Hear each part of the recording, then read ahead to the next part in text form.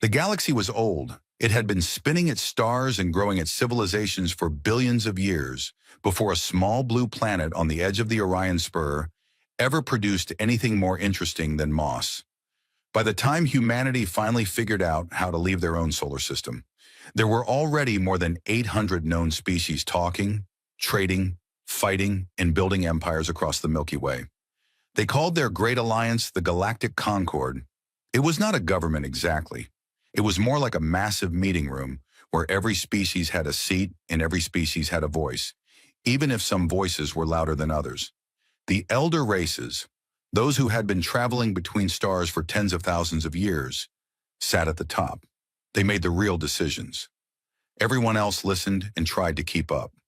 When humanity arrived, nobody paid much attention. They were soft. They were small. They lived for less than a century, which most species found almost tragically short. Their bodies broke easily. They could not breathe underwater. They could not survive in vacuum. They had no natural armor, no claws worth mentioning, no venom, no ability to see in the dark without machines. On paper, they were one of the most fragile, intelligent species the galaxy had ever recorded. The elder races welcomed them politely the way a group of adults might welcome a child to a dinner party. They gave humanity a seat in the Concorde. They opened a few trade routes. They sent scientists to study Earth and its strange, water-covered surface. And then they mostly forgot about the humans and went back to their own business. That was 214 years ago. In those 2 centuries, humanity had done what humanity always does. They spread, they built, they adapted. They were not the strongest species in the galaxy, and they were not the smartest, and they were certainly not the oldest. But they had something that most species found difficult to understand. They had a stubbornness that went all the way down to their bones. They refused to stop. They refused to quit. They took every problem the galaxy threw at them, and they simply kept going until the problem gave up before they did. They built colonies on harsh worlds that other species had abandoned. They turned dead moons into farming stations. They traded with anyone who would trade with them and learned the languages and customs of dozens of alien cultures. They were friendly. They were curious. They asked too many questions and they laughed too loudly, and they formed emotional bonds with anything that moved, including several species of alien wildlife that absolutely did not want to be pet. Most of the galaxy found them amusing. A few found them annoying. Almost nobody found them threatening. That was their first mistake. The Velthari Dominion had been watching humanity with different eyes. The Velthari were insectoid. They stood nearly 3 meters tall on 6 powerful legs, with armored exoskeletons that could stop a low-caliber bullet and mandibles that could cut through steel cable. They had compound eyes that saw in spectrums humans could not even imagine, and they communicated through a combination of clicking sounds and chemical signals that made their coordination in battle almost perfect. When they were also, by the standards of the galaxy, bullies. The Velthari had built their dominion through conquest. For over 3,000 years, they had expanded their territory by taking what they wanted from species too weak to stop them. They were not the largest empire in the galaxy, but they were one of the most aggressive. They respected only one thing: strength. If you were strong, they left you alone. If you were weak, you were either a servant or a target. Humanity, in their eyes, was weak. It started small. A Velthari raiding party would intercept a human cargo ship on the edge of contested space. They would take the cargo, rough up the crew, and send them limping home with a warning. The first few times it happened, humanity filed formal complaints with the Galactic Concord. The Concord issued statements of concern, so the Velthari ignored them. Then it got worse. Velthari warships began appearing near human frontier colonies. They would orbit for days, scanning, watching, making their presence known. It was intimidation, pure and simple. When human authorities demanded they leave, the Velthari would click their mandibles in what passed for laughter among their kind and take their time departing. The raids increased. Cargo ships became a regular target, then mining stations, then small outposts. The Velthari began taking prisoners, human workers kidnapped from remote stations and forced into labor camps deep inside Dominion space. The stories that trickled back were horrible. Humans forced to work in toxic mines without protection. Humans kept in cages designed for creatures half their size. Humans who died from exhaustion and were simply replaced by the next shipment of captives. Humanity screamed for help. They brought evidence to the Concorde. They showed recordings. They presented testimony from escaped prisoners. They begged the elder races to intervene. The Concorde held votes. The Concorde issued sanctions.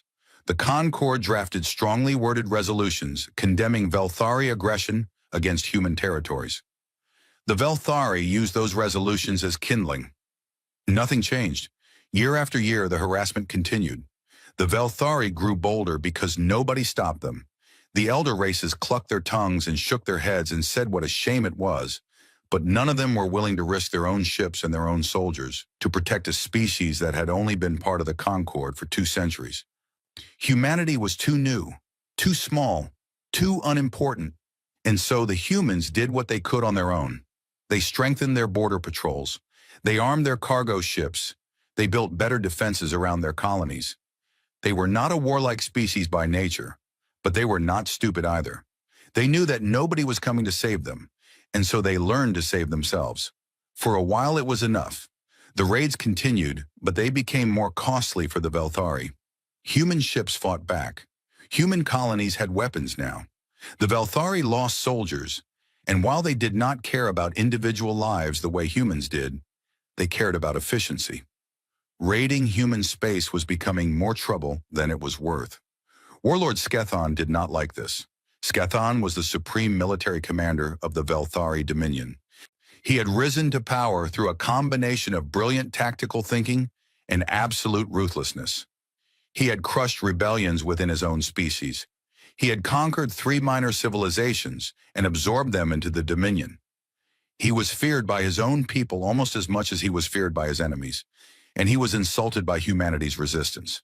In Velthari culture, a weaker species was supposed to submit. That was the natural order. The strong ruled, the weak obeyed.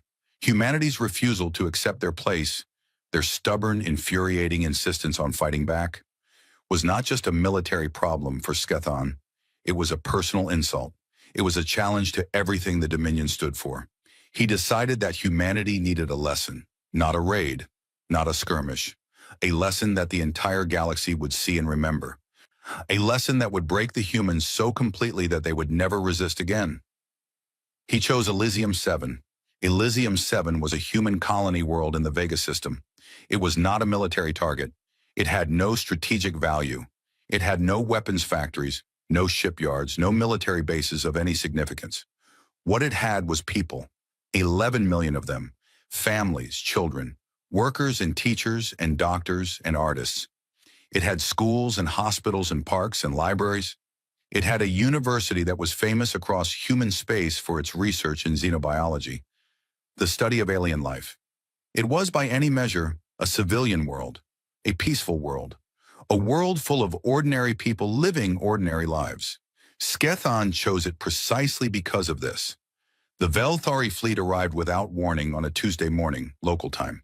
47 warships dropped out of faster-than-light travel and surrounded Elysium 7 in a formation that left no gaps, no escape routes, no hope. The colony's small defense force, 3 patrol ships and a handful of ground-based weapons, tried to fight. They were destroyed in less than 4 minutes. Then the bombardment began. The Velthari used plasma bombardment. It was not the most advanced weapon in the galaxy, but it was one of the most devastating against planetary surfaces. Superheated plasma rained down from orbit like fire from an angry god.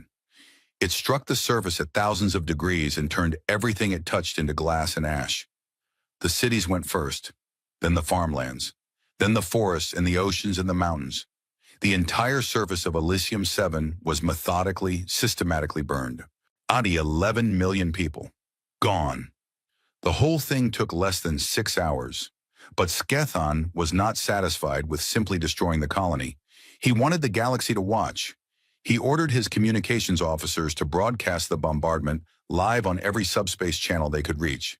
He wanted every species in the Concorde to see what happened to those who defied the Velthari Dominion. And the galaxy watched. They watched as cities melted. They watched as oceans boiled away into steam. They watched as the green and blue surface of a living world turned black and orange, and then finally a dull, dead gray. They watched as 11 million voices were silenced forever. The recordings spread across the galaxy like a disease. Every species saw them. Every government received them. Every news network played them on repeat, over and over, until the images burned themselves into the collective memory of 1,000 civilizations. The Concord Council held an emergency session. There were speeches. There were condemnations. There were tears from species that had tear ducts and equivalent displays of grief from those that did not. A resolution was passed declaring the burning of Elysium-7 a crime against galactic civilization. Sanctions were proposed. Tribunals were discussed. None of it meant anything, and everyone knew it. The galaxy waited for humanity's response. They expected rage. They expected screaming and crying and desperate demands for justice. They expected threats, or pleas, or some combination of both. They expected humanity to come before the Concord Council and beg for help, for intervention, for someone, anyone, to punish the monsters who had burned their children alive. Some species expected humanity to declare war, a foolish, suicidal war that the humans could not possibly win, driven by emotion rather than reason. It would be tragic, of course, but it would be understandable. What nobody expected was what actually happened. Nothing. There was no response, no rage, no tears, no threats, no speeches, no demands, no declarations of war. There was only silence. Within 48 hours of the burning of Elysium-7, every human ambassador in the galaxy recalled themselves from their posts. They left quietly. They packed their things, said polite goodbyes to their staff, and boarded ships bound for human space. No explanations were given. Human trade ships that were mid-journey turned around and headed home. Contracts were abandoned. Deliveries were left incomplete. Billions of credits in ongoing business deals were simply walked away from without a word. Human comm channels went dark. The subspace frequencies that humanity used for communication, channels that had been buzzing with activity for 2 centuries, fell silent one by one, like lights being turned off in a building at the end of the day. The borders of human space, normally open, welcoming, busy with traffic, sealed shut. Automated defense platforms activated along every entry point. Warning buoys broadcast a single repeating message in every known galactic language. Human space is closed. Do not enter. Any vessel crossing this boundary will be destroyed without warning. And then there was nothing. No signals, no ships, no communication of any kind. Humanity had simply stopped. The galaxy did not know what to make of it. Some species thought the humans had given up, that the destruction of Elysium-7 had broken them so completely that they had retreated into their own space to grieve and die. Others thought it was a temporary reaction, that humanity would emerge in a few weeks with red eyes and heavy hearts and beg the Concord for help. But a few species, the old ones, the ones who had been watching civilizations rise and fall for longer than most could imagine, saw something different in the silence. They saw something that made their blood run cold. Counselor Mora of the raccoon was one of them. The raccoon were an amphibian species, ancient and wise, who had survived 3 galactic wars by being smart enough to see them coming before anyone else did. Mora was their eldest diplomat, over 400 years old, with skin like wet stone and eyes that had seen more history than most species had lived. Mora sat in the Concord Council chamber and listened to the other species chatter about humanity's silence. Some were confused, some were amused. Some were already dividing up the trade routes and territories that humanity had abandoned.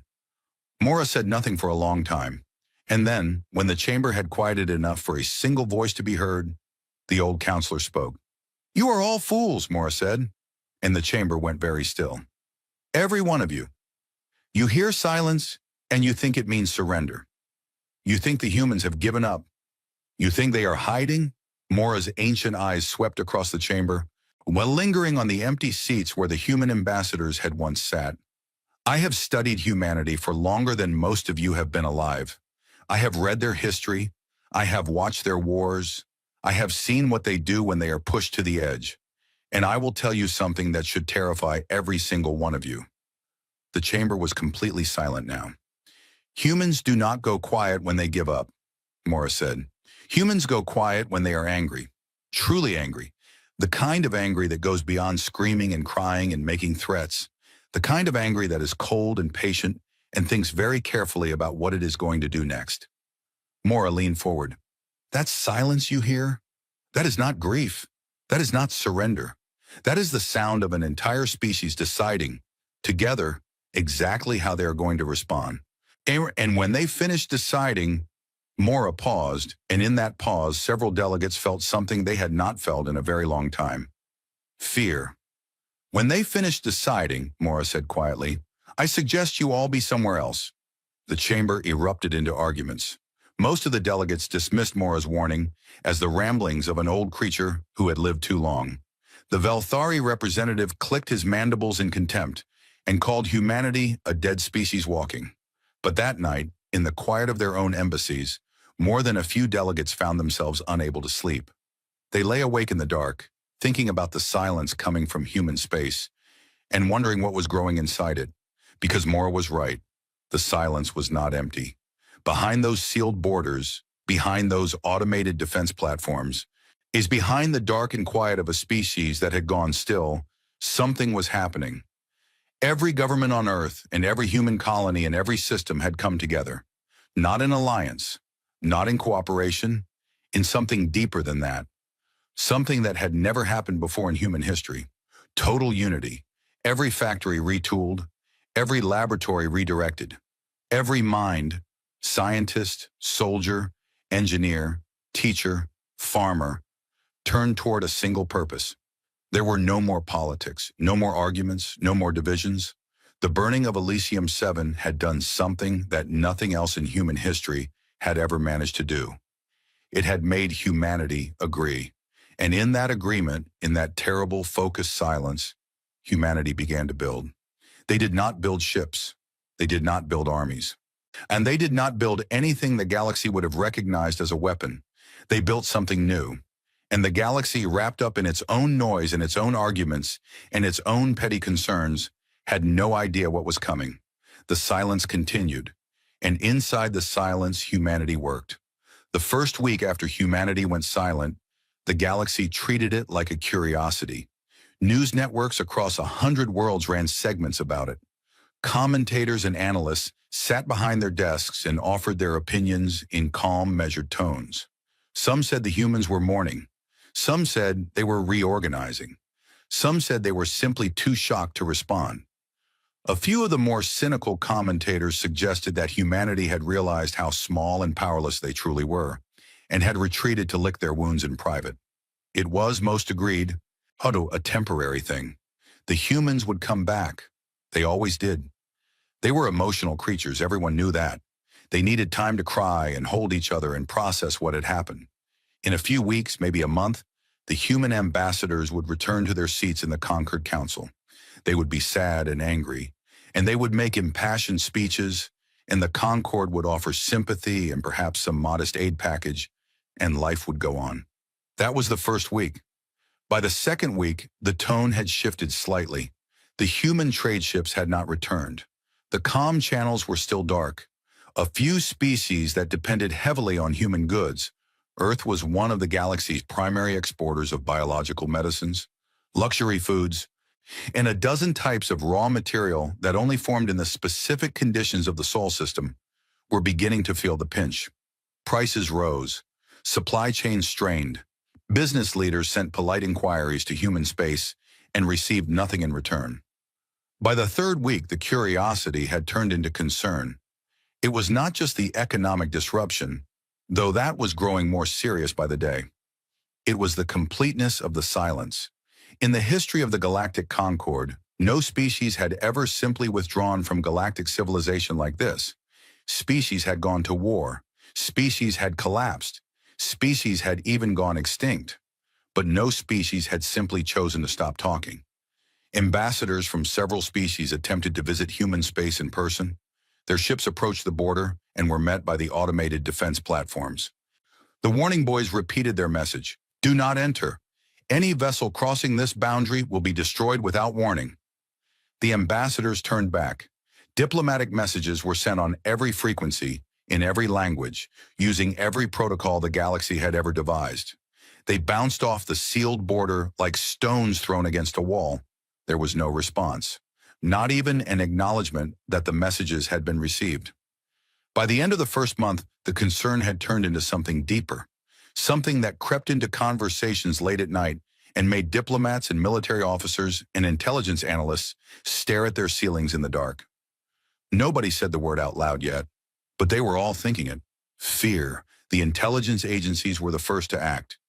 Every major species in the Concord had some form of intelligence service: spies, analysts, surveillance networks that watched the galaxy and reported back to their governments. These agencies now turned their attention to human space with an intensity that would have been considered rude under normal circumstances. The Keldoran, a species known for their advanced stealth technology, sent 3 of their best spy ships toward human space. These were the finest surveillance vessels in the galaxy, capable of cloaking themselves so completely that they were invisible to every known form of detection. They had penetrated the defenses of empires and slipped through war zones without being noticed. They were ghosts. None of them came back. The first ship crossed the border and went silent immediately. No distress signal. No final transmission, just nothing. The second ship was sent a week later, following a different route. Same result. The third ship was equipped with a dead man switch, a device that would automatically broadcast a burst transmission if the ship was destroyed or its crew was incapacitated. The ship crossed the border. The dead man switch never activated. The ship simply vanished, as if it had never existed. The Keldoran intelligence service was shaken. In 300 years of operation, they had never lost a stealth ship. Now they had lost 3 in 3 weeks. They quietly shared their findings with a few trusted allies, and the fear that had been growing in the dark corners of the galaxy took another step forward. Other species tried other methods. The Thraxi, a silicon-based species with a talent for building extremely small machines, sent a swarm of microscopic surveillance drones toward Earth. The drones were each smaller than a grain of sand, designed to drift through space undetected and observe from a distance. 2 billion of them were launched from a concealed station just outside human space. Not a single one made it through. Somewhere along the way, the Thraxi engineers could not determine exactly where. Every single drone simply stopped functioning. No damage. No interference that they could detect. They just turned off, as if someone had reached out and flipped a switch on 2 billion individual machines at the same time. The Thraxi did not try again. Long-range scanning was attempted from outside human borders. Every form of sensor the galaxy possessed was aimed at soul space. Electromagnetic scanners, gravitational wave detectors, subspace resonance monitors, tachyon pulse arrays. The results were identical across every method. Nothing. Human space appeared as a blank spot on every scan, as if someone had thrown a curtain over an entire region of the galaxy. This should not have been possible. The technology required to block every known form of detection simultaneously was, according to the best scientists in the Concord, theoretical at best and fantasy at worst. No species had ever achieved it. The fact that humanity, a species that had been traveling between stars for only 2 centuries, appeared to have done it was deeply, fundamentally troubling. The Concord Council convened a special session to discuss the situation. The chamber was more crowded than usual. Every species wanted answers. Every species wanted someone else to provide them. Ambassador Rethan of the Silurians, a tall and graceful avian species known for their calm demeanor, opened the session with a carefully measured statement. "We are here because we do not know what is happening inside human space," Rethan said, her feathered crest flat against her skull in a display of unease that her species rarely showed in public. "We have attempted to make contact through diplomatic channels, through intelligence operations, and through remote observation. All attempts have failed. Human space is, for all practical purposes, invisible to us." She paused and looked around the chamber. "We must consider the possibility that this situation is more serious than we initially believed." The chamber erupted immediately. Delegates shouted over each other in half a dozen languages. Some demanded action. Some demanded patience. Some blamed the Velthari for creating this crisis. Some blamed humanity for overreacting. The Velthari delegate, a mid-ranking officer named Kresh, who had replaced the usual ambassador at Warlord Skethon's orders, stood in his section and clicked his mandibles loudly enough to silence the nearest rose. "The humans are hiding," Kresh said, his compound eyes reflecting the chamber lights like wet glass. "This is what weak species do when they are afraid. They run. They hide. They seal their doors and hope the danger passes. There is nothing mysterious about it, son, and there is nothing to fear." Several delegates murmured in agreement. It was a comforting interpretation. It made sense. It fit the galaxy's understanding of humanity as a small, fragile, emotional species that had simply been pushed too far and broken. Counselor Mora of the Raccoon had been sitting quietly at the back of the chamber, as was their habit. The ancient amphibian listened to the arguments with an expression that might have been patience or might have been disgust. With the Raccoon, it was always difficult to tell. When the chamber had settled enough for a single voice to carry, Mora spoke. Not loudly. The old counselor never spoke loudly. But somehow, when Mora spoke, everyone listened. "May I ask the Velthari delegate a question?" Kresh turned his massive head toward Mora. "I want to ask. How many spy ships have the Velthari sent into human space?" The chamber went quiet. Kresh's mandibles twitched, a sign of discomfort that he could not fully suppress. "That is a classified matter," Kresh said. "7, Mora said calmly. "You sent 7 ships. I know this because my people have been watching yours for a very long time. 7 ships, each carrying your best operatives, using your most advanced stealth technology. And none of them came back. Not a single one." The silence in the chamber was absolute. "The Keldoran lost 3, Mora continued. "The Thraxi lost 2 billion surveillance drones. The Pyrosians lost a deep space listening station that was so secret that even their own government did not know about it until it disappeared. Every attempt to see inside human space has failed. Not partially. Not mostly, completely." Mora stood slowly, joints creaking with age, and walked to the center of the chamber floor. Every eye in the room followed. "Now," Mora said, "let us think about what that means. Not what we want it to mean, not what makes us comfortable, what it actually means." The old counselor raised one webbed hand and began counting. "First, humanity has somehow developed the ability to detect and neutralize every known form of surveillance in the galaxy. Stealth ships that have never been detected before. Microscopic drones. Long-range sensors operating on principles that humanity was not even supposed to understand. All of it countered. All of it at the same time." A second finger rose. "Second, they did this in less than 1 month. 1 month ago, one humanity was a mid-tier spacefaring civilization with respectable but unremarkable technology. Today, they appear to have made advancements that our best scientists say should take centuries." A third finger. "Third, they have not used any of this capability offensively. They have not attacked anyone. They have not made threats. They have not even spoken. They have simply made themselves invisible and waited." Mora let the hand drop. "Ask yourselves why a species would do that. Ask yourselves what kind of species develops impossible technology, deploys it across their entire territory, and then sits in silence waiting." Nobody answered. "I will tell you," Mora said, "a species that is not finished yet. A species that does not want to be disturbed while it works. A species that is building something so significant that it needs every single resource, every single mind, and every single moment to complete it." Mora looked directly at the Velthari delegate. "You burned their colony. You killed 11 million of their people. You broadcast it as entertainment, and now they are quiet. You think that means they are afraid." Mora shook their head slowly. "I think it means they are angry. And I think that when they finally break that silence, whatever they have built in the dark is going to make every weapon the galaxy has ever seen look like a child's toy." The chamber was so quiet that delegates could hear each other breathing. "I strongly recommend," Mora said, turning to walk back to their seat, "that the Concord begin making preparations. Because whatever is coming, it is coming soon.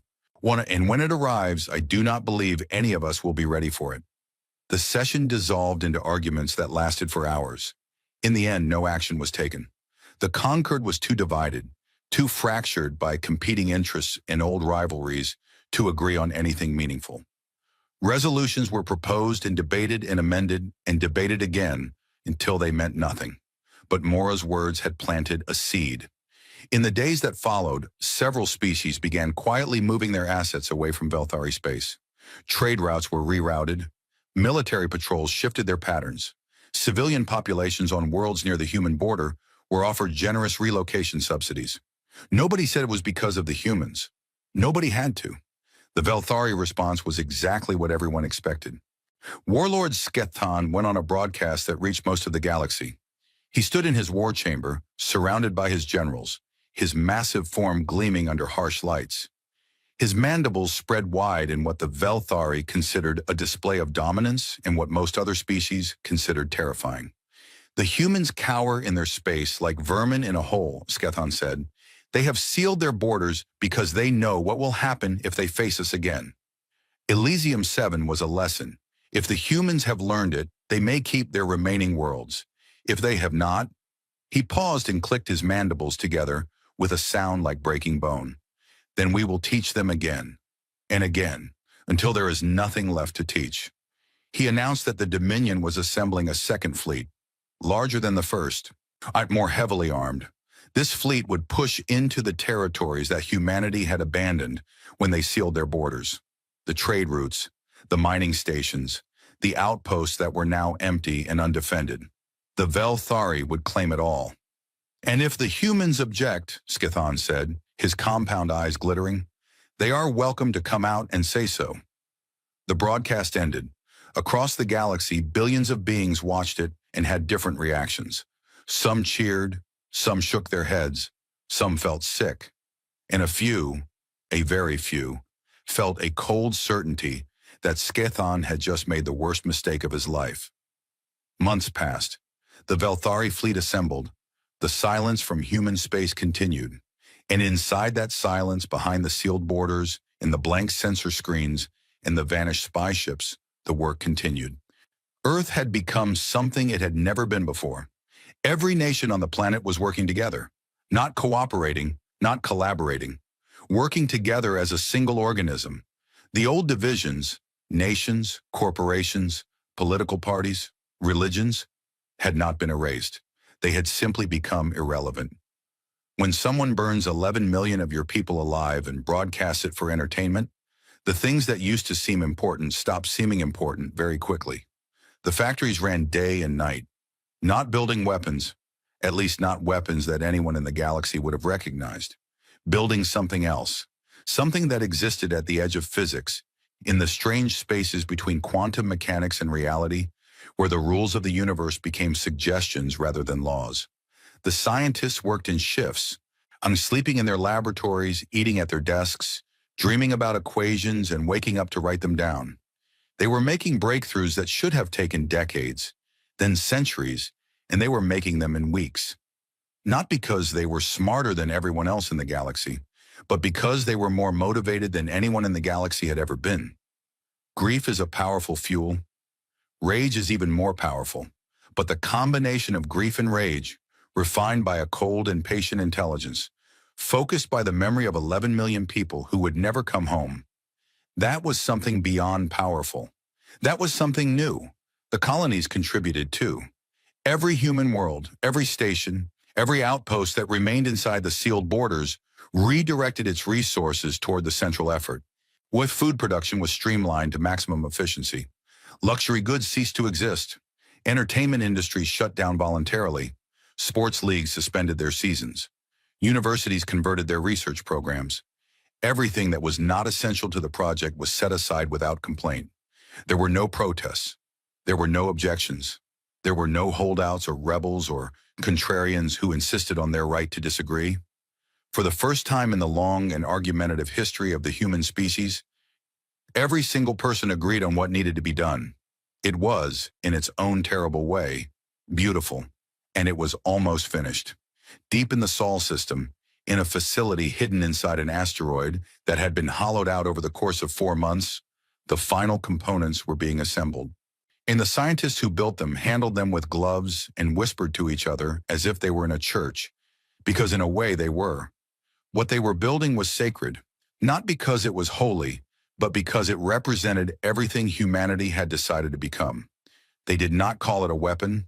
The word felt wrong. It was more than a weapon. It was a statement. It was a message.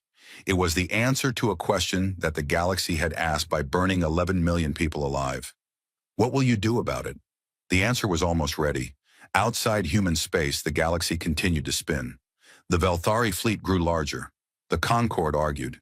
The silence stretched on, and with every passing day it grew heavier, like a weight pressing down on the chest of every species in the galaxy. They could all feel it. Something was coming. See, something they could not see and could not measure and could not understand. It was like the feeling before a storm, when the air goes still and the animals go quiet and the sky turns a color that is not quite right. The galaxy held its breath, and the silence spoke louder than any words ever could. Somewhere in the deepest levels of the Raccoon homeworld, Counselor Mora sat alone in a darkened room, staring at a star map. The old amphibian traced one webbed finger along the border of human space, that blank, impenetrable boundary that had become the most frightening thing in the galaxy. Mora had lived for 4 centuries. They had seen wars and plagues and the rise and fall of empires. They had watched civilizations burn themselves to ash and watched new ones grow from the ruins. They had learned over a very long life, so to read the patterns of history the way a sailor reads the patterns of the sea, and right now every pattern Mora could see pointed toward the same conclusion. The storm was coming, it was close, and when it arrived, the galaxy would never be the same. Mora closed their eyes and thought about the children of Elysium 7, the ones who liked stars, the ones who liked drawing, the ones who had names and faces and dreams and futures that were turned to glass and ash in 6 hours. "I hope it is enough," Mora whispered to the darkness. "Whatever they are building, I hope it is enough to make sure this never happens again." The darkness did not answer, but somewhere across the vast and silent distance of space, humanity was listening, and they were almost ready. It had been exactly 1 year. 365 Earth days since the sky above Elysium 7 turned to fire. 365 days since 11 million voices went silent forever. 365 days since humanity sealed its borders and disappeared behind a wall of silence that the galaxy could not break, could not see through, and could not understand. The galaxy had grown used to it. Not comfortable. Nobody was comfortable with the silence, but used to it, the way a person gets used to a strange noise in their house. At first it keeps them awake at night. Then they stop noticing it. Then they forget it was ever unusual. Life went on. Trade routes adjusted to the absence of human goods. Species that had depended on human medicines found alternatives, most of them inferior but functional. The empty seats in the Concord Council gathered dust. The news networks stopped running stories about the human withdrawal because there was nothing new to report, and audiences had grown tired of analysts saying the same things over and over. The Velthari had claimed most of the abandoned human frontier territories, mining stations, outposts, trade hubs. They stripped them of anything valuable and planted their flags and declared it a great victory. Warlord Skethon held a ceremony to mark the expansion of the Dominion and gave a speech about the inevitable triumph of the strong over the weak. His generals clicked their mandibles in approval, and the soldiers stamped their legs against the ground in the traditional Velthari salute. Everything was normal. Everything was fine. The humans were gone, and the galaxy was moving on. And then on the anniversary of the burning of Elysium 7, at exactly the same hour and minute that the first plasma round had struck the colony's surface, every communication device in the galaxy activated at the same time. Every screen, every speaker, every subspace relay, every personal communicator, every military channel, every civilian frequency, every encrypted government network, every private corporate line, every ship-to-ship radio, every planetary broadcast system, every orbital communications satellite, every single device in the galaxy that was capable of receiving a signal received the same signal at the same moment. It should not have been possible. The technology required to do this was beyond anything the galaxy had ever conceived. Each species had its own communication systems, its own frequencies, us its own encryption protocols. Some of these systems were deliberately incompatible with each other. Some used technology that was fundamentally different from anything other species used. Some were so secret that their own governments did not know all of the technical details. None of that mattered. The signal cut through everything, every firewall, every encryption, every jamming system, every countermeasure. It passed through military-grade security like water through cloth. It appeared on devices that were powered off. It appeared on devices that were not connected to any network. It appeared on screens that were broken and speakers that were damaged. For a single terrifying moment, the entire galaxy was connected to one channel, hearing one voice, watching one message. And then a woman appeared. She was human, middle-aged, etched by human standards. Dark hair with streaks of gray, lines around her eyes that spoke of a year of tears and sleepless nights. She wore simple clothes, a plain shirt, nothing formal, nothing military. She sat at a desk that could have been in any ordinary room on any ordinary world. She did not look like a soldier. She did not look like a politician. She looked like exactly what she was, a teacher. Her name was Dr. Lena Vasquez. 1 year ago, she had taught biology to 8-year-old children at the Bright Horizons Academy on Elysium 7. She had been off-world when the bombardment happened, visiting her sick mother on a neighboring colony.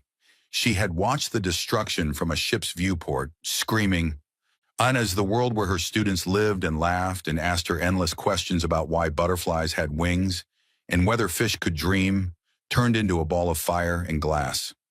She had lost everything: her students, her colleagues, her home, her husband, her 2 daughters aged 6 and 9.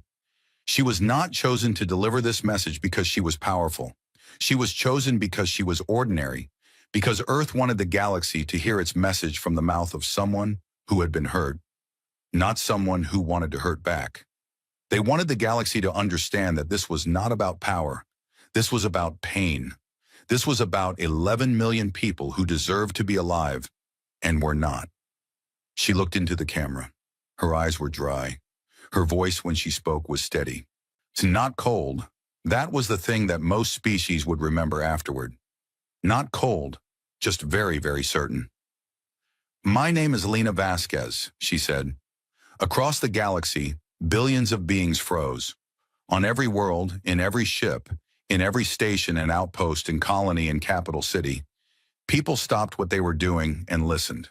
Not because they chose to, because they had no choice. The signal was everywhere. The voice was inescapable. I was a teacher on Elysium 7. I taught biology to children. My students were 8 years old. They liked to ask me questions about animals and stars and why the sky was blue. They were curious. They were kind. They had favorite colors and best friends and pet animals and drawings stuck to the walls of my classroom.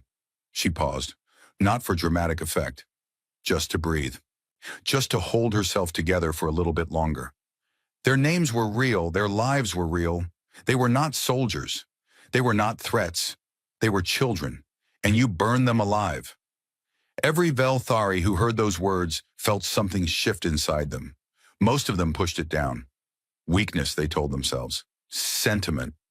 The strong do not feel guilt for doing what is necessary, but a few of them, the young ones, the ones who had not yet learned to bury their doubts deep enough, felt something crack. "You did not just kill them," Lena continued. "You broadcasted. You turned their deaths into a show. You wanted the galaxy to watch. You wanted everyone to see how powerful you are. You wanted us to be afraid." She leaned forward slightly, just slightly. But somehow across the vast distances of space, through screens and speakers and subspace relays, every being in the galaxy felt the weight of that small movement. "You wanted us to be afraid," she repeated. "I need you to understand something. I am not a soldier. I am not a general. I am not a president or a commander or a warrior. I am a teacher who lost her children. All of them. My students. My daughters. Everyone I loved." Her voice did not waver. That was the part that frightened people most. The absolute steadiness of it. The control. "I was chosen to deliver this message because Earth wanted you to hear it from someone like me. Not from our warships, not from our generals, not from our weapons, from a woman who taught children how plants grow." She straightened in her chair. This is Earth's final warning. The words hit the galaxy like a physical force. When on 1,000 worlds, beings felt their hearts, or whatever equivalent organ pumped whatever equivalent fluid through their bodies, skip a beat. We will not negotiate. We will not petition your councils. We will not file complaints or ask for resolutions or beg for justice from an organization that watched our people burn and did nothing but talk. Several Concord delegates, listening from their offices and chambers, felt those words like a slap. We are giving the Velthari Dominion one galactic standard cycle. One cycle. That is how long you have to publicly surrender and submit to reparations that we will determine. She held up one finger. 1. If this deadline passes without surrender, there will be no second warning. She lowered her hand. There will be no invasion. There will be no occupation. There will be no fleet. And there will be no war. What will happen is not war. I am told that there is no word in any galactic language for what will happen. We had to make a new one. For the first time, something moved behind her eyes. Not rage, something deeper. Something that had been sitting in her chest for a year, growing heavier every day, and was now finally being let out. I do not want this, she said, and her voice finally showed its first crack. I became a teacher because I believe in life. I believe in growth. I believe in children asking questions and the future being better than the past. The woman I was before Elysium 7 would have begged for peace. She would have asked for mercy and understanding and dialogue. She paused again, a long pause this time. That woman died with her daughters. The crack sealed itself. Her voice became steel again. Stated to the rest of the galaxy, we have no fight with you. We have no anger toward you, though we will remember that you watched our people die and did nothing. That is a conversation for another day. She looked directly into the camera, and somehow across the galaxy, it felt like she was looking directly at every being who was watching. Stay clear of Velthari space. Do not send ships. Do not send aid. Do not interfere. What is going to happen cannot be interfered with. It cannot be stopped. It cannot be reversed. And it cannot be undone. One final pause. One final breath. You were warned. The transmission ended. The galaxy stared at blank screens and silent speakers and tried to remember how to breathe. For a long time, nobody said anything. The silence that followed the message was different from the silence of the past year. And that had been the silence of absence, of a species that had gone away. This was the silence of a billion species trying to process what they had just heard. It was the silence of a galaxy that had just been told, in the calmest and most certain voice imaginable, that something unprecedented was about to happen. The reactions came in waves. The first wave was disbelief. Many species simply refused to accept what they had heard. It was a bluff, they said. Humanity was a minor species with limited military capability. They did not have the power to threaten an empire like the Velthari Dominion. The message was emotional theater, designed to save face. It was the final bark of a beaten dog, loud and desperate and meaningless. The second wave was analysis. Military experts and scientists across the galaxy replayed the transmission and examined every detail. Not the content of the message, the delivery mechanism. How had the humans done it? How had they penetrated every communication system in the galaxy simultaneously? The technology required to do this was, according to every model and theory available, simply impossible. And yet it had happened, which meant that either the models were wrong or humanity had achieved something that no species in galactic history had ever achieved. This led to the third wave, fear. Because if humanity could do the impossible with communication technology, what else could they do?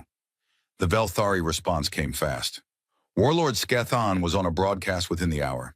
He stood in his war chamber, surrounded by his senior generals, and he was furious. His mandibles clacked together with a violence that made his own officers flinch. His compound eyes blazed with a cold, alien rage. A teacher, Skethon said, spitting the word like a curse.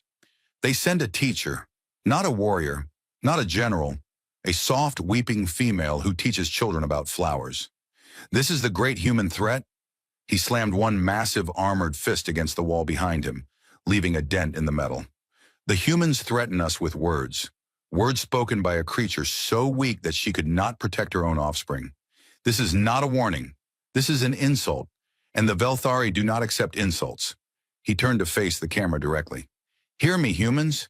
You had your chance to hide behind your sealed borders and be forgotten. You chose instead to threaten the Dominion. You chose to set a deadline. You chose to tell us what we must do. His mandibles spread in a display that every Velthari recognized as a prelude to violence. We choose differently.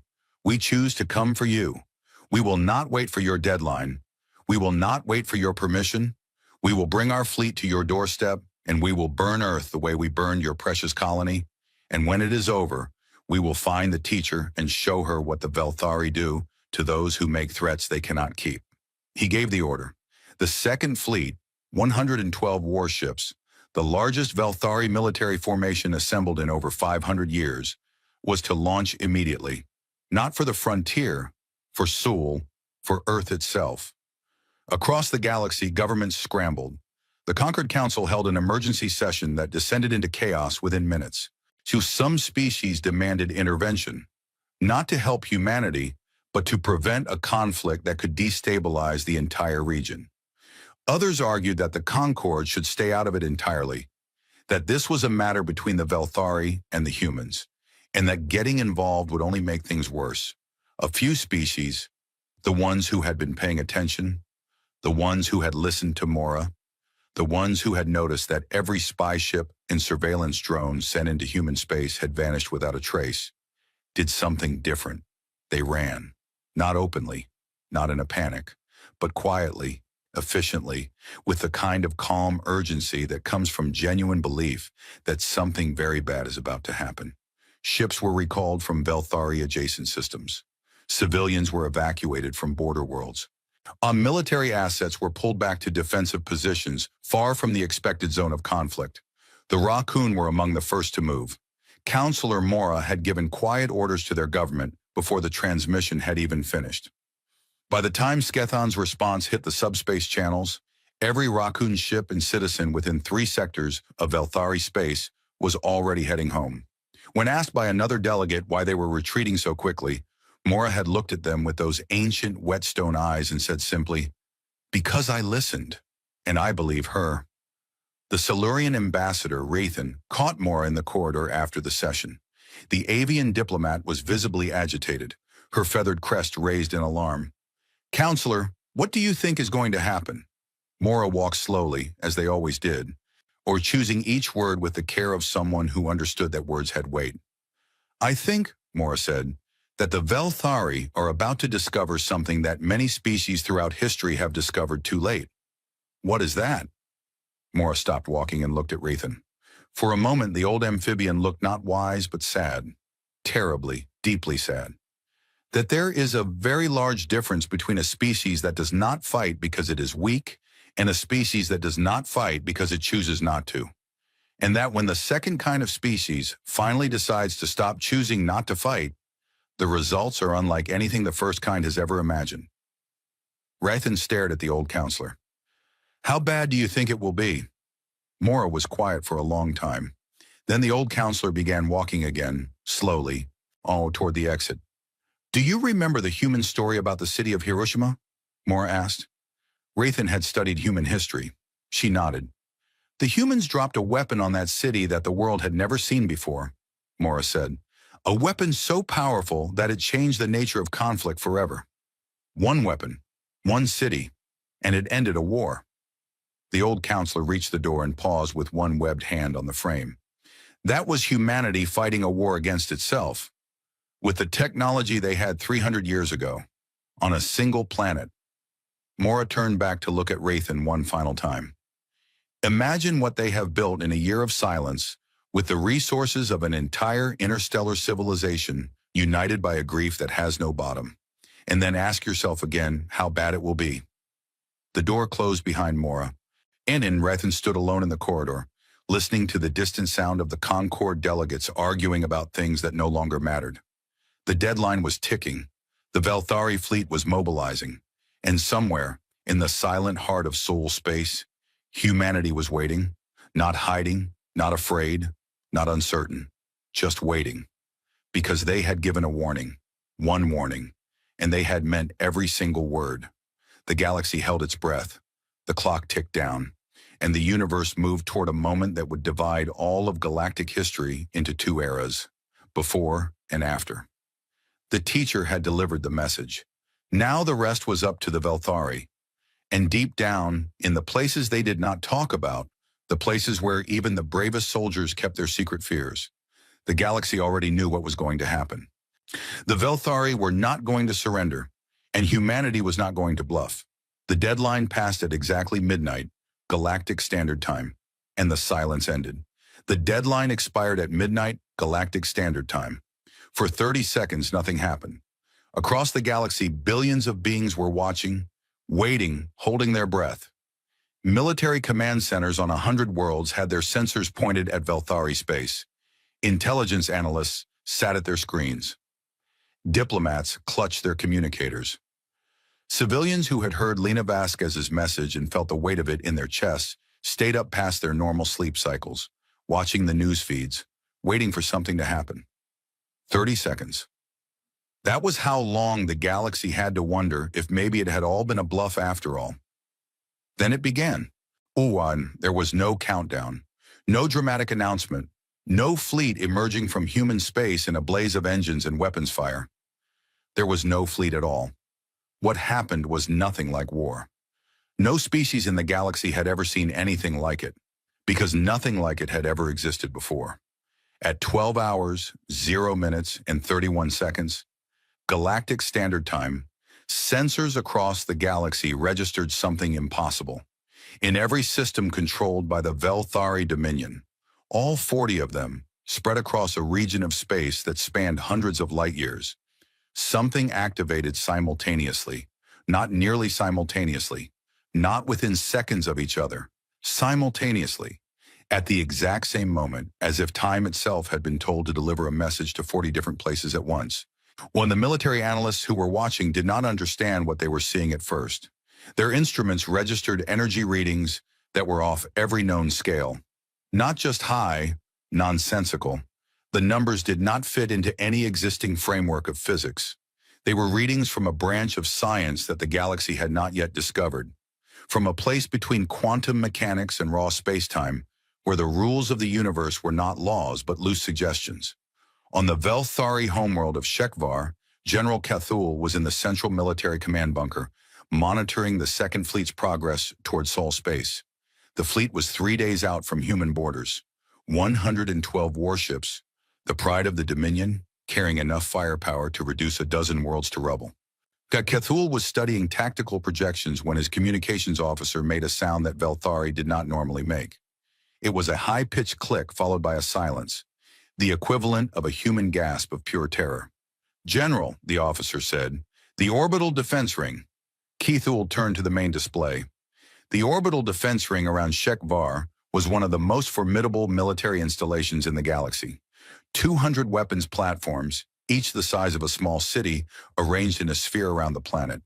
They could lay down enough firepower to stop any invasion fleet ever assembled. They had been built over the course of 1,000 years, upgraded and reinforced with every advancement in Velthari technology. They were indestructible. They were gone, not destroyed in any way that Cthulhu understood. The sensors showed no explosions, no debris, no energy weapons fire, no impact signatures. The platforms were simply not there anymore. Where 200 massive weapons stations had been orbiting moments ago, there was nothing. Empty space, as if they had never existed. Cthulhu stared at the display. His mandibles worked, but no sound came out. "Show me the shipyards," he said finally. The display shifted. The Velthari had 17 major shipyards in orbit around Shekvar, where the warships of the Dominion were built and maintained. Each one was a complex of dry docks, assembly facilities, fuel depots, and weapon stores that stretched for kilometers. Gone. All of them. The same way. No destruction, no debris. Just empty space where massive structures had been seconds ago. "The Second Fleet," Cthulhu said, and his voice was barely a whisper. The communications officer's hands were shaking so badly that it took 3 attempts to pull up the fleet tracking data. The second fleet, 112 warships, the largest military formation the Velthari had assembled in 5 centuries, had been traveling through a transit corridor in the Velcon system 3 days from human space. The fleet no longer existed, not destroyed, not damaged. The ships had not been blown up or burned or broken. They had been taken apart. Every single warship had been reduced to its base components in less than 1 second. Hulls separated from frames, engines detached from power cores, weapon systems disconnected from targeting arrays, armor plating peeled away from bulkheads. Every single piece of every single ship had been gently, precisely, and impossibly disassembled and left floating in a cloud of perfectly organized components. And every single crew member was alive. Kethul stared at the readings in disbelief. Life pods had activated automatically when the ships came apart. The crew, thousands of Velthari soldiers, were floating in space in emergency pods, alive, unharmed, surrounded by the neatly separated pieces of warships that had been whole moments ago. They had not been killed. They had not been hurt. Their ships had simply been taken apart around them like someone disassembling a puzzle, and they had been set down in life pods as carefully as a parent placing a child in a cradle. "All systems," Kethul said. "Show me all systems." The main display expanded to show the entire Velthari Dominion. 40 star systems, hundreds of military installations, shipyards, defense platforms, weapons depots, fleet staging areas, ground-based missile batteries, orbital weapons arrays, listening posts, supply stations, every single piece of military hardware that the Velthari Dominion possessed. All of it was gone. Every installation, every weapon, every warship, every military satellite, every targeting system, every missile, every gun, across 40 star systems spanning hundreds of light years, the entire military apparatus of the Velthari Dominion, 3,000 years of engineering, 3,000 years of expansion, 3,000 years of building the most feared war machine in the quadrant, had ceased to exist. The timestamp on the sensor logs showed that the entire operation had taken 11 minutes. 11 minutes. In 11 minutes, humanity had reached across hundreds of light years and touched every military target in the Velthari Dominion simultaneously. They had not fired a weapon. They had not launched a missile. They had used something that the galaxy had no name for, something that operated outside the known laws of physics, that could reach across vast distances and reshape matter at the quantum level, that could tell the atoms in a weapons platform to simply let go of each other and drift apart like leaves in a wind. They called them Cascade Lances. The galaxy would learn the name later. In that moment, nobody knew what to call what had just happened. There were no words for it. The physics did not exist to explain it. The technology did not exist to replicate it. It was as if a species of children had suddenly reached up and rearranged the stars. Hunan, and the most terrifying part, the part that made hardened military commanders across the galaxy feel genuinely sick, was the precision. Every military target had been eliminated. Every single one. Across 40 systems, hundreds of installations, thousands of individual structures, not a single military asset had been missed. The targeting was perfect. The execution was flawless. The humans had demonstrated a level of technological capability that made the combined military might of the entire galactic concord look primitive. But they had not touched anything else. Civilian structures were untouched. Cities stood intact. Power grids hummed along without interruption. Hospitals continued to function. Water treatment plants continued to run. Food production facilities continued to operate. To school, and this detail would be discussed for centuries, were completely unharmed. The humans had removed every weapon, every warship, every military installation from a 40-system empire without breaking a single window in a single school. They had even been careful with the soldiers. Every crew member on every warship, every officer on every defense platform, every worker on every shipyard had been placed in life pods or emergency shelters before their installations were disassembled around them. Not a single Velthari had been killed. Not a single one had even been injured. This was not destruction. This was surgery. This was a surgeon reaching into a body and removing a tumor without damaging a single healthy cell. This was power so absolute and so precise that it could choose exactly what to destroy and what to preserve, and down to the level of individual beings. And the galaxy, watching from its sensor arrays and command centers and living room screens, understood something that would reshape every political and military calculation for the next 1,000 years. Humanity had not shown them a weapon. Humanity had shown them restraint. Because if they could do this, if they could reach across hundreds of light years and disassemble an entire military empire in 11 minutes without harming a single civilian, then they could have done something else entirely. They could have disassembled the cities too. They could have disassembled the hospitals and the schools and the factories and the homes. They could have disassembled the Velthari themselves. Every man, woman, and child on every world, broken apart at the atomic level, was scattered like dust in the void.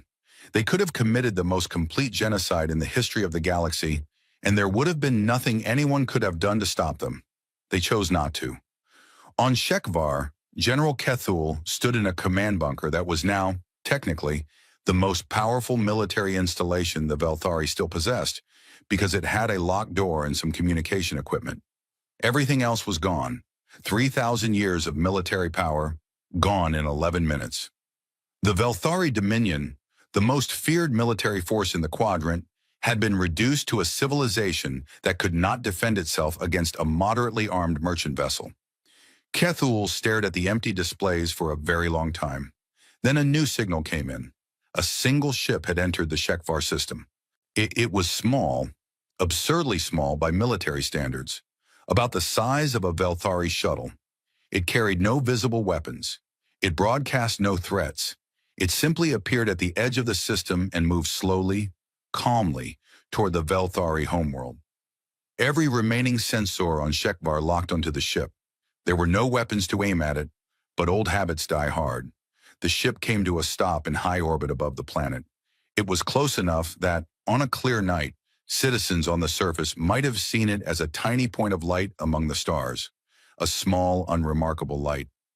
Easy to miss.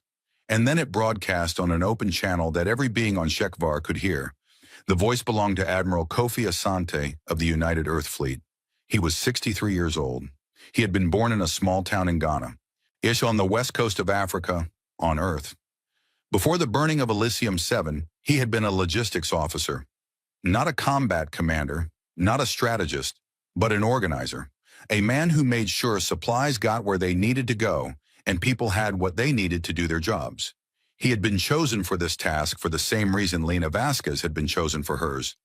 Not because he was powerful, because he was ordinary, because humanity wanted the galaxy to understand that this was not about generals and admirals and warlords. This was about regular people who had been pushed too far.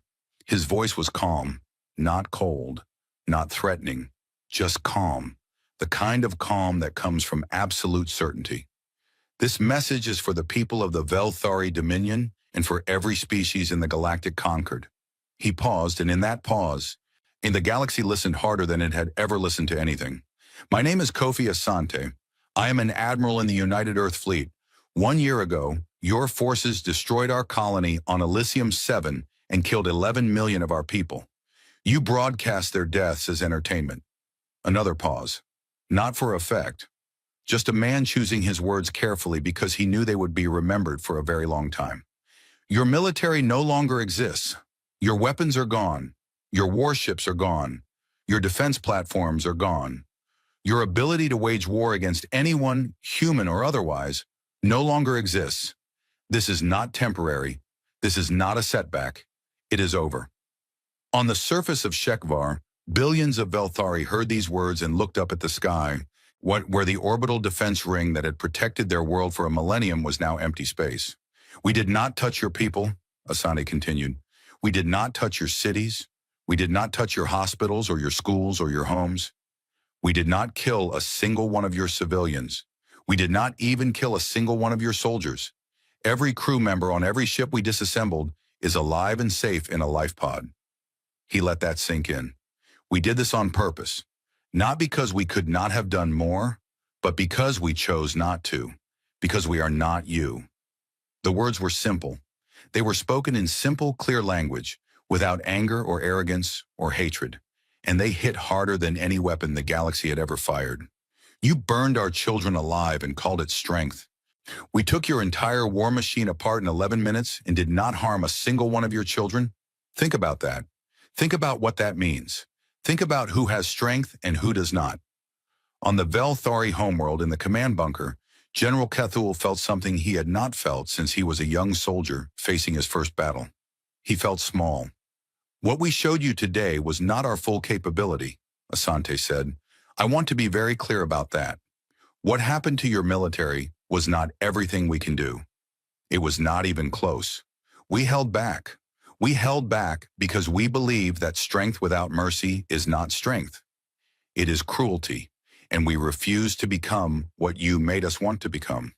Somewhere in the command bunker, a young Velthari officer who had been listening with growing horror quietly set down his sidearm, the last weapon he possessed, and covered his face with his hands. But understand this, Asante's voice did not change. It did not harden.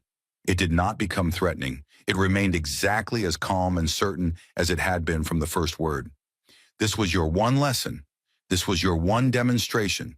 From this moment forward, if any species, any empire, any coalition, any individual raises a weapon against a human world, the response will not be what happened today. Today we showed restraint. Today we took apart your weapons and left your people alive. If there is a next time, we will not hold back. He paused. There will be no warning. There will be no deadline. There will be no teacher on a screen asking for peace. There will be no admiral explaining what happened afterward. There will be nothing to explain because there will be nothing left. The galaxy absorbed these words in silence. We do not want this. We did not ask for this. 1 year ago, we were teachers and farmers and scientists and parents. We built things. We studied things. We raised our children and taught them to be curious and kind.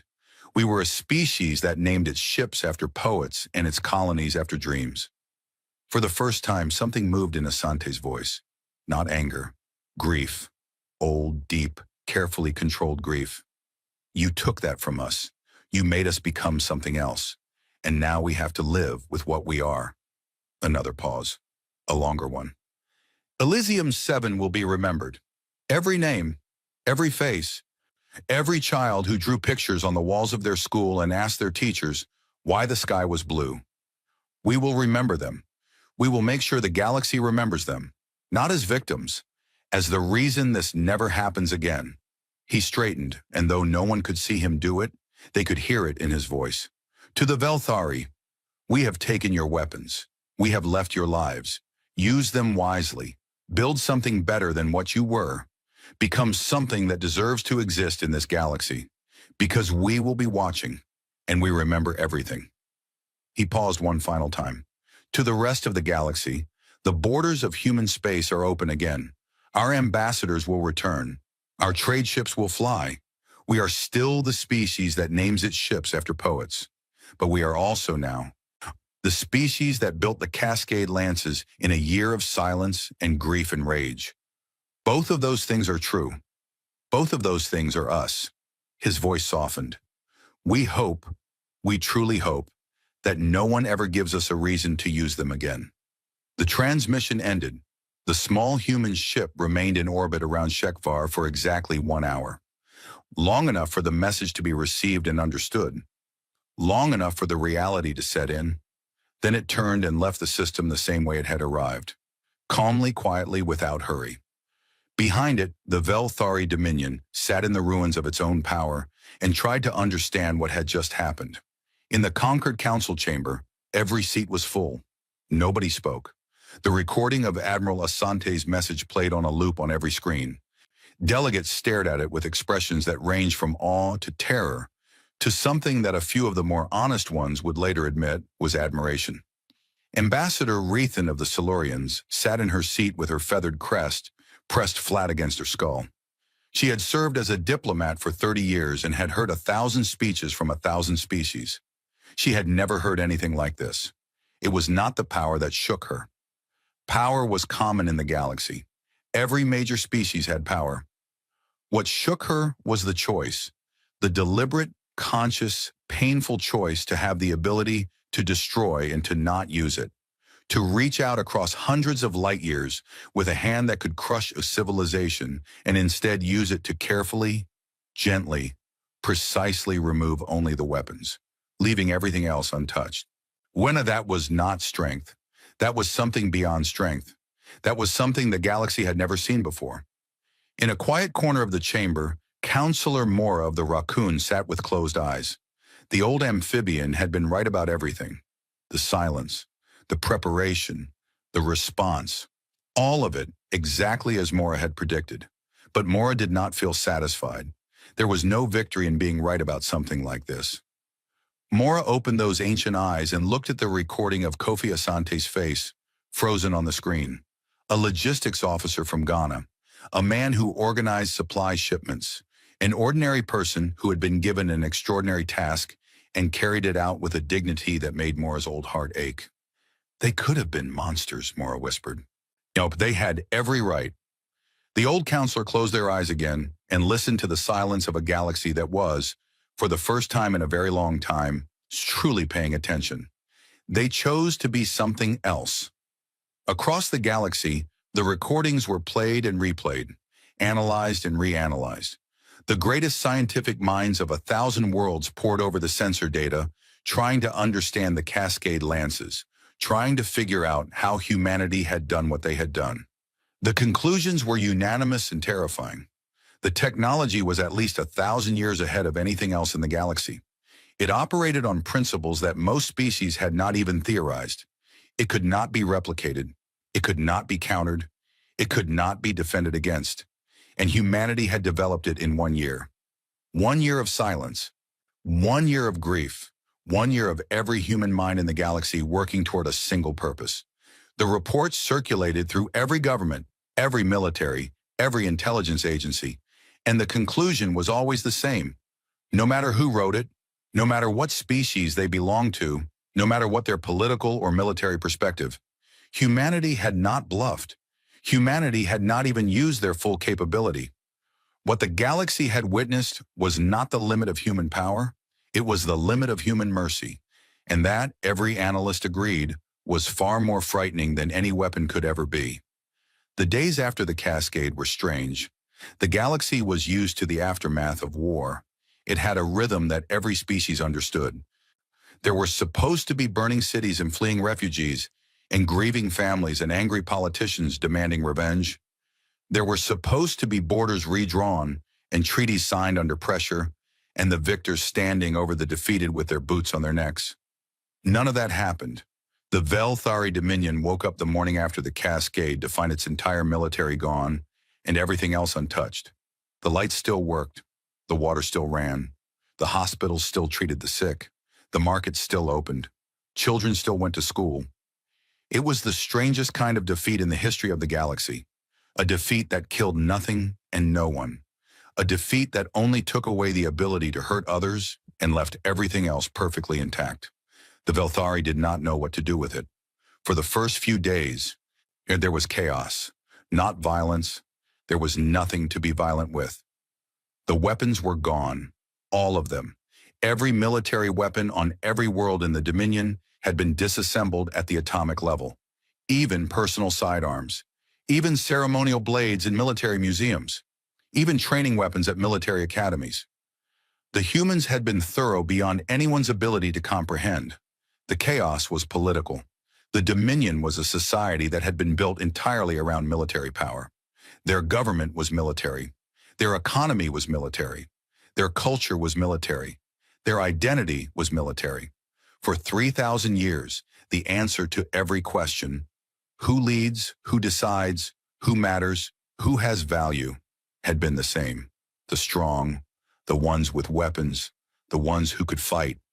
Now nobody had weapons. Nobody could fight. Which the foundation that their entire civilization stood on had been removed in 11 minutes, and the building was still standing, and nobody knew why. Warlord Skethan disappeared the night of the Cascade. Some said he had retreated to a secret bunker deep underground. Others said he had fled to the outer reaches of Dominion space. A few said he had taken his own life in the traditional Velthari manner, by walking into the wastes and letting the desert take him. Nobody knew for certain, and after a while nobody cared, because something unexpected was happening on the Velthari homeworld. Something that nobody, not the Velthari themselves, not the watching galaxy, not even Counselor Mora, had predicted. The Velthari were talking to each other, not shouting, not commanding, not clicking mandibles in dominance displays, talking. And in the markets and the public squares and the homes that had been left untouched by the cascade, ordinary Velthari were having conversations that had been impossible for 3,000 years. Because for 3,000 years, every conversation in Velthari society had taken place in the shadow of military power. Every opinion, every idea, every dream had been weighed against the question, does this serve the Dominion? Does this make us stronger? Does this help us fight? Now there was nothing to fight with, and without that shadow, without that constant pressure, something strange and tender began to grow in the spaces where weapons had been. A young Velthari named Seketi was among the first to notice it. She was a student at the University of Shekvar, studying biology. Not military biology, not weapons biology, just biology. Honor the study of living things for the sake of understanding them. It had been considered a waste of time by the old order, a soft subject, unworthy of a true Velthari. She was walking through the campus gardens the morning after the cascade when she saw something that stopped her in her tracks. An old professor, a professor of military history, a veteran of 2 campaigns, a male with scars on his exoskeleton from a dozen battles, was sitting on a bench in the garden, alone, staring at a flowering plant that grew in a crack in the stone path. Seketai had been taught to fear veterans. They were hard and cold, and they looked at students the way a hawk looks at small animals. But this veteran was not looking at anything the way a hawk looks at anything. He was looking at the flower the way a child looks at something beautiful for the first time. She sat down next to him. In the old order, this would have been unthinkable. A student sitting uninvited next to a veteran. But the old order was gone, and the new one had not yet been written. "Are you all right, Professor?" she asked.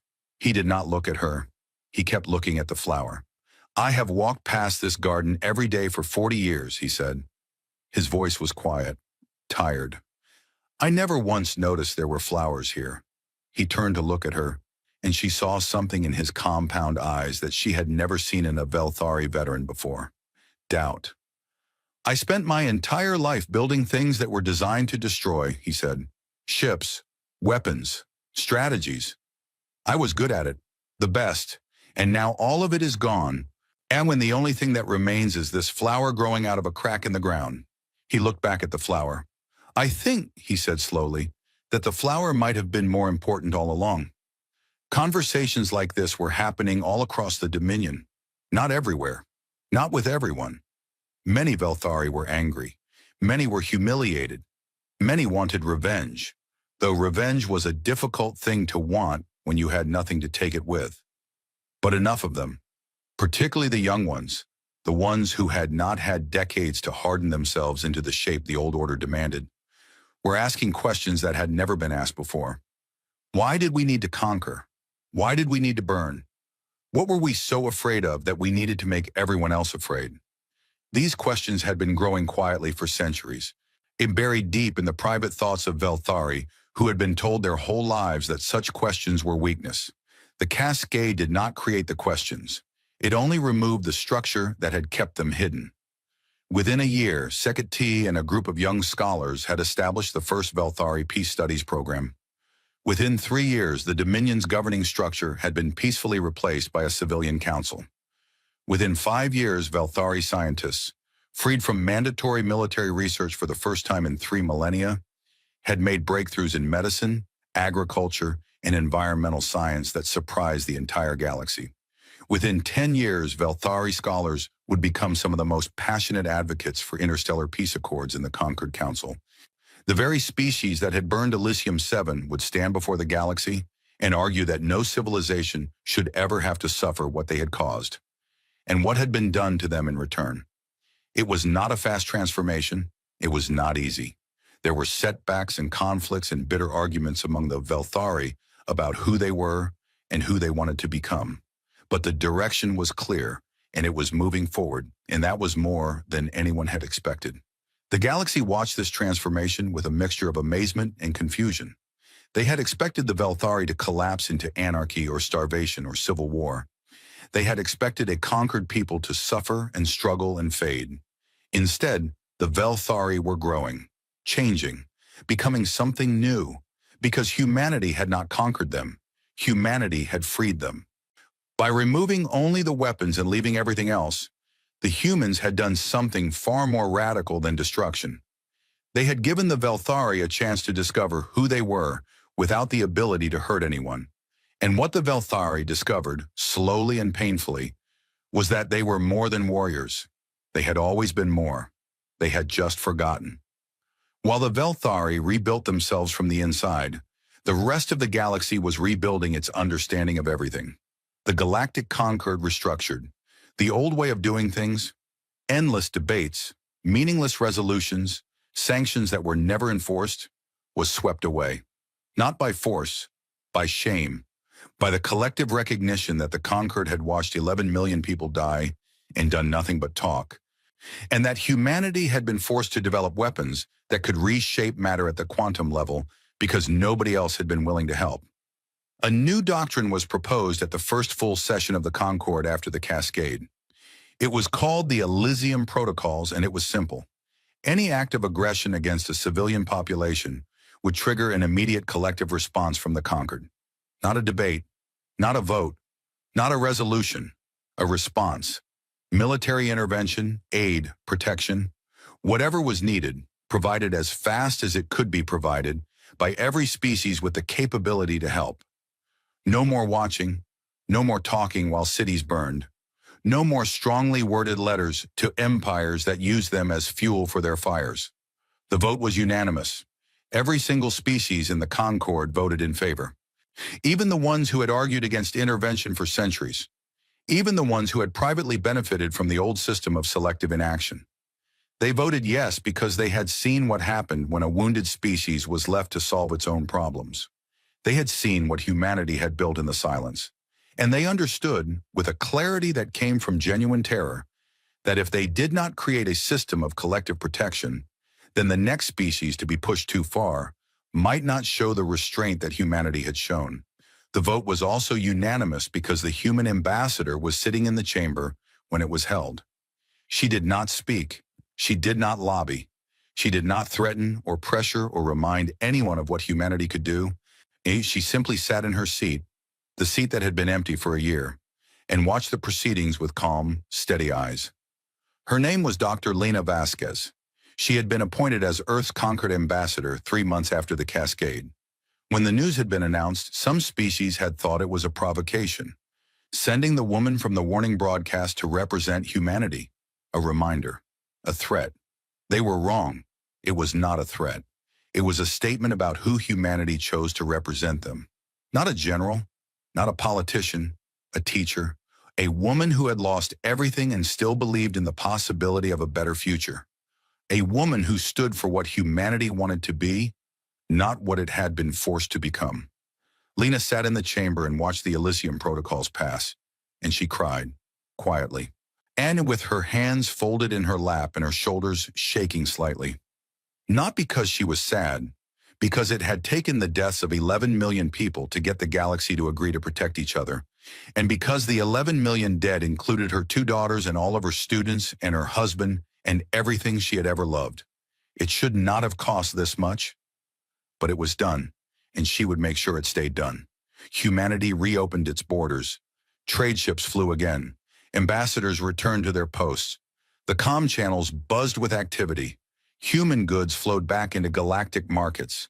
Medicines, foods, cultural exports, technological innovations. On the surface, things looked normal, but nothing was normal. When a human trade ship entered a space station, other ships moved out of its way. Not because they were ordered to, not because anyone told them to. They just did. The way people naturally step aside when someone walks through a crowd who carries themselves in a way that suggests you should not be in their path. When a human diplomat entered a room, conversations paused. Not stopped, paused. Just for a moment. Just long enough for everyone to register the presence and adjust their behavior accordingly. It was not fear exactly. It was something more complicated than fear. It was the awareness that you were in the presence of a species that could disassemble your entire civilization in 11 minutes and had chosen, deliberately, not to. The word that most species settled on was respect, but it was a new kind of respect. Not the respect that the strong give to the strong or the weak give to the powerful. It was the respect that comes from witnessing someone exercise restraint when they had every justification not to. The respect that comes from watching someone hold a weapon that could destroy everything and put it down. Admiral Kofi Asante retired from the fleet 6 months after the Cascade. He returned to his hometown in Ghana and opened a school. When journalists from across the galaxy traveled to Earth to interview him, he politely declined. He said he had delivered one message and that was enough speaking for one lifetime. He said he preferred to spend his remaining years teaching children about logistics and supply chains, which he still believed were more important than weapons. The journalists wrote their stories anyway. When they described a quiet man with gray hair and steady hands, who grew vegetables in a garden behind his school, and taught math to children who called him Mr. Asante, and did not know that he had once stood in orbit above an alien world and announced the end of an empire. Some journalists traveled deeper into human space, hoping to find the Cascade Lances, hoping to learn how they worked, hoping to see the weapons that had changed the galaxy. They found nothing. The facilities where the Lances had been built were dismantled. The research was classified at a level that no amount of bribery or espionage could penetrate. The scientists who had built them had returned to their universities and hospitals and laboratories and gone back to their normal work. When asked about the Lances, humans would smile politely and change the subject. It not because they were hiding something, because they did not want to talk about it. The Cascade Lances were built from grief and rage, and no human was proud of that. They were proud of the restraint. They were proud that they had used the worst thing they had ever created in the most careful way they could.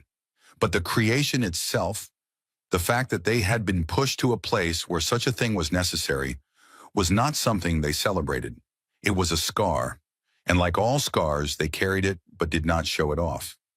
1 year after the Cascade, Counselor Mora of the Raccoon gave their final address to the Galactic Concord before retiring from public life. The old amphibian was well over 400 years old now, and the events of the past 2 years had aged them further. But their mind was sharp, and their voice, when they spoke, still carried the weight that had made entire chambers fall silent for decades. The chamber was full. Every seat was taken. Delegates from 800 species sat in silence as the oldest living diplomat in the galaxy walked slowly, so slowly, to the center of the chamber floor.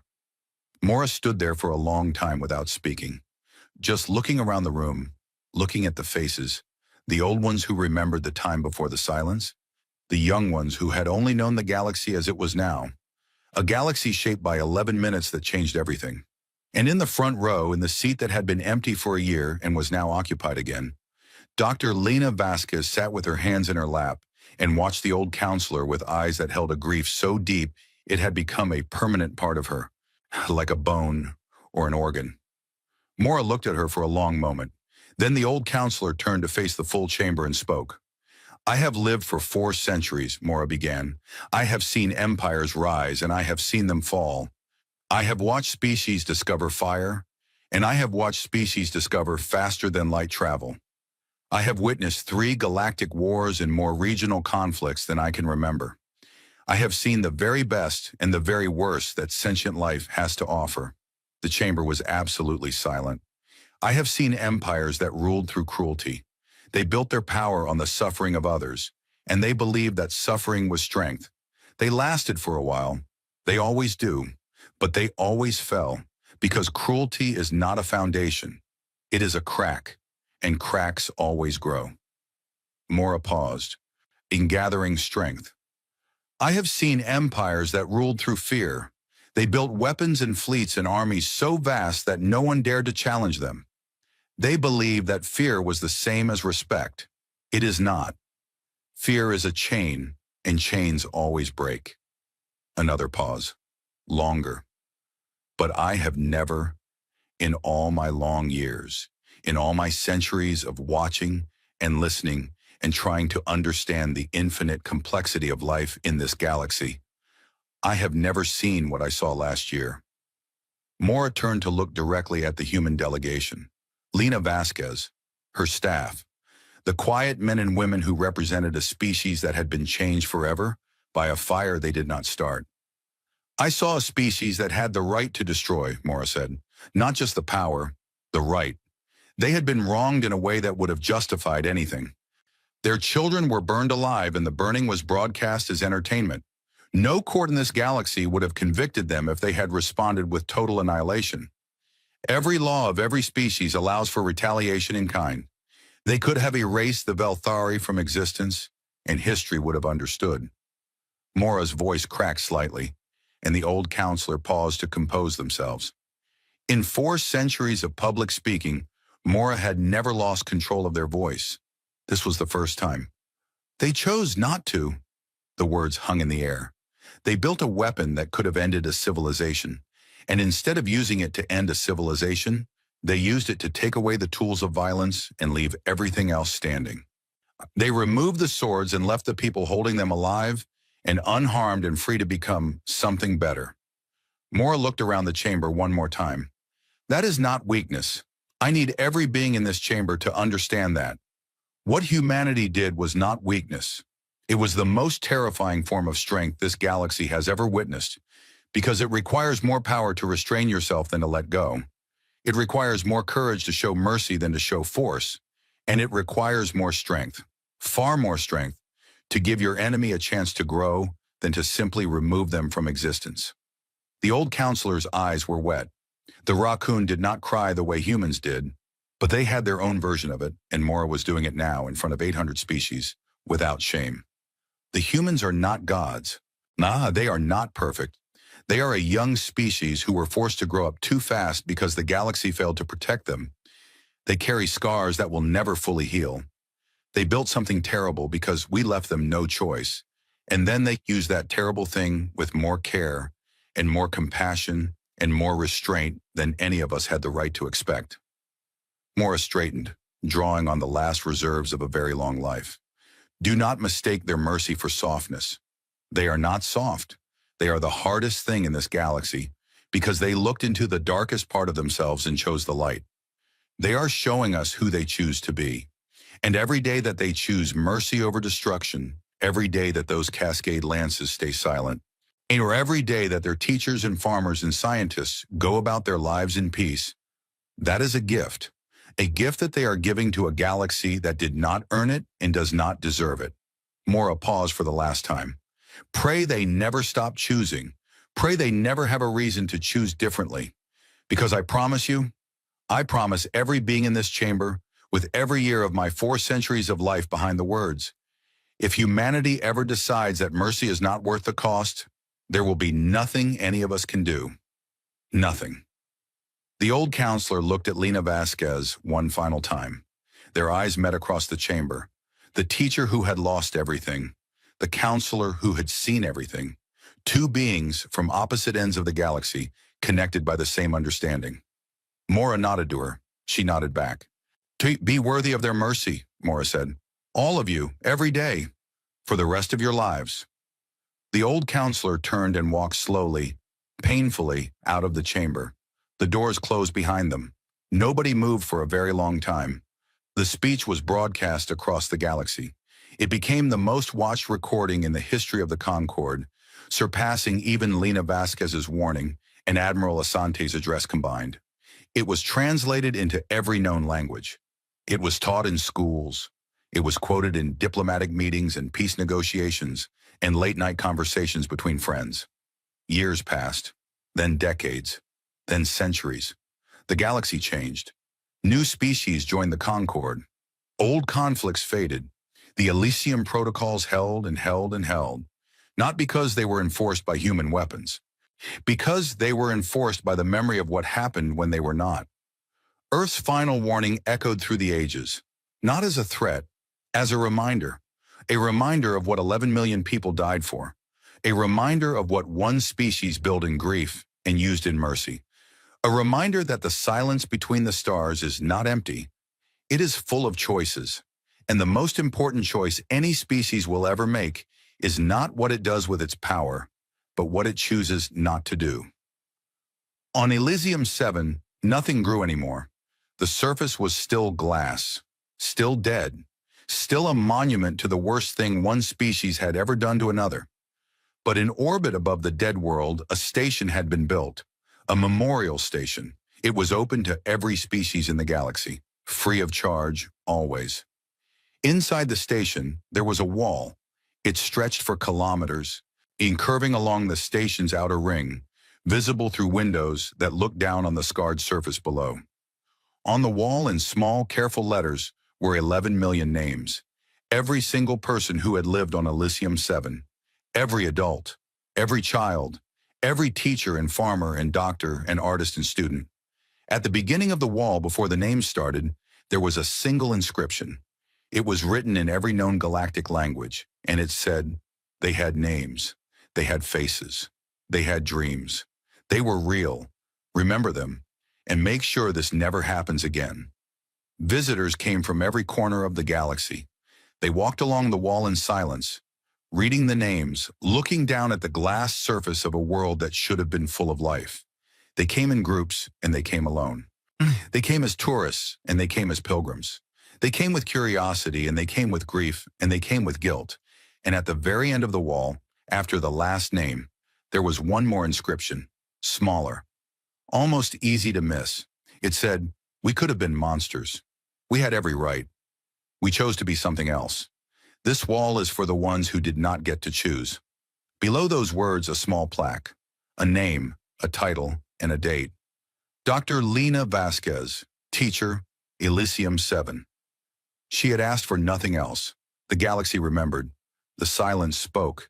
And in the vast and spinning dark, humanity went about its business, teaching and building and studying and raising children and naming its ships after poets. And the cascade lances stayed silent in their hidden places, and the stars turned. And the memorial wall grew longer as visitors from every species left tokens and messages and flowers from 1,000 worlds at its base. And the peace held. Not because anyone was afraid, because everyone remembered.